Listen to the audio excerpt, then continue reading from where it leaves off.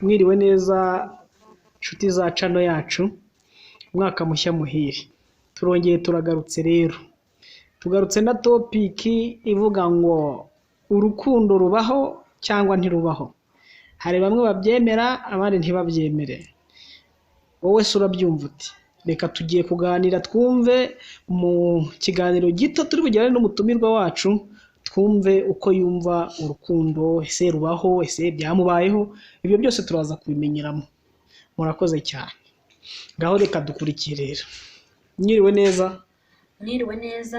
Amakuru yacu ni meza. Wakwibwira abadukurikiye? Murakoze.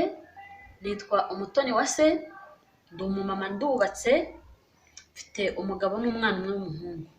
Kubatse hakiri kare ko nabonaga uri umukobwa. Ariko rwose namwe abanyamakuru murasetse. Ntabwo nyiri umukobwa kandi ntabwo ari kare, ni cyari cyo gihe.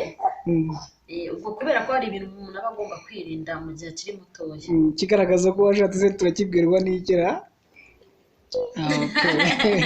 Hanyuma ngaho tubwiye hari ikiganiro ibintu bimwe bakunze kuvuga abantu babanga urukundo rubaho, urukundo rwarakonje. Ese wowe nturi umuhamya wo kuvuga ko urukundo rubaho? Njyewe ndi umuhamya wo kuhamya yuko urukundo rubaho ku bwanjye. Hari ibintu rero urubyiruko mujya mwitiranya. Kera urukundo rwahozeho, n'ubu urukundo ruriho, kubera yuko abana b'iki gihe umwana aratangira gupfundura utubere, yakumva rwose yatangiye guhindurirwa, kumva ko ari umusore agomba gukunda, ariko ubwo ntabwo ari urukundo nyarwo.